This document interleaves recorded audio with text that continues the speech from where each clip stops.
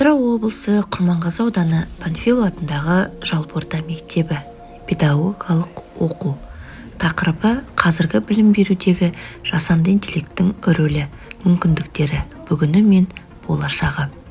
Мақсаты педагогикалық оқуда тәрбие жұмысында ChatGPT, Kahoot, Google Classroom, Quizlet, Renway және далее платформаларын тиімді пайдалану жолдарын көрсету. Сәлеметсіздер ме?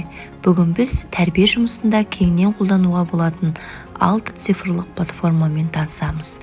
Олар оқушылардың қызығушылығын арттырып, тәрбие іс-шараларын тиімді ұйымдастыруға көмектеседі. ChatGPT тәрбие сағаттарына көмекші. ChatGPT жасанды интеллект негізінде жұмыс істейтін көмекші. Ол тәрбие сағаттарына арналған сценарий, пікірталас сұрақтары, әңгімелер құрастыруға көмектеседі. Kahoot программасы құндылықтар жайлы викториналар. Kahoot тәрбие сағаттары мен сынып сағаттарында қолдануға ыңғайлы ойын платформасы. Оқушыларды қызықтыру үшін тәрбие тақырыбында викториналар мен сауалнамалар ұйымдастыруға болады. Google Classroom тәрбие жұмыстарының цифрлық күнделігі. Google Classroom тәрбие жұмыстарының тиімділігін арттыруға көмектесетін онлайн платформа. Мұғалімдер тәрбие жұмысының жоспарын, оқушылардың жетістіктерін бақылау үшін қолдана алады.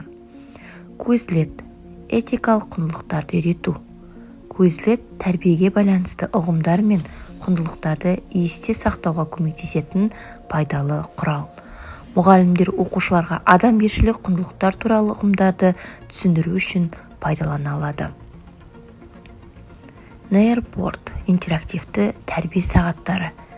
Нейропод тәрбие сабақтарын интерактивті және тартымды етуге көмектеседі. Мұғалімдер тәрбие сағаттарын қызықты ету үшін қолдана алады. DALL-E программасы тәрбие жұмысына арналған суреттер жасау. DALL-E жасанды интеллект көмегімен суреттер жасауға мүмкіндік береді. Оқушылардың шығармашылық ойлауын дамыту үшін қолдануға болады. Бүгін біз тәрбие жұмысына пайдалы ChatGPT, Kahoot, Google Classroom, Quizlet, Neiropod және далее платформаларымен таныстық. Олар тәрбие процесін қызықты әрі тиімді етеді. Цифрлық құралдарды қолданып, тәрбиелік іс-шараларды жаңа деңгейге көтерейік. Біздің мектебімізде жасанды интеллект тақырыбына арналған бірқатар тәрбие шаралары өтті. Бұл іс-шаралар оқушылардың жаңа технологияларға деген қызығушылығын арттырып, олардың сын тұрғысынан ойлау дағдыларын дамытуға бағытталды. Мысалы, біз жасанды интеллект қауіп пе, мүмкіндік пе атты пікірталас ұйымдастырдық. Оқушылар жасанды интеллекттің артықшылықтары мен оның әкелуі мүмкін қауіптер туралы өз ойларын ортаға салды. Бұл пікірталас барысында балалардың технологиялық сауаттылығы артып, олар ғылыми негізде аргументтер келтіруге үйренді. Сонымен қатар болашақта мамандықтар және жасанды интеллект атты сынып сағатында оқушылар еңбек нарығына әсері туралы зерттеу жұмыстарын жүргізіп, өздерінің болашақ мамандықтарын осы технологиямен қалай байланыстыра алатынын талқылады. Жасанды интеллектті шығармашылықта қолдану мақсатында біз далее платформасы арқылы менің болашақ мектебім тақырыбында сурет салу байқауын өткіздік. Оқушылар өз қиялында мектепті сипаттап, жасанды интеллекттің көмегімен оны визуализациялады.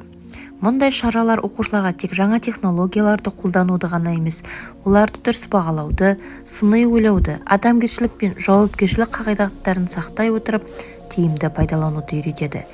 Білім берудегі жасанды интеллект бұл тек құрал.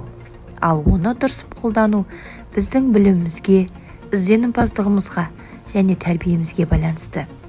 Осындай іс-шаралар арқылы біз оқушылардың саналы, жауапты, технологиялық дамуға дайын ұрпақ болып қалыптасуына ықпал етеміз.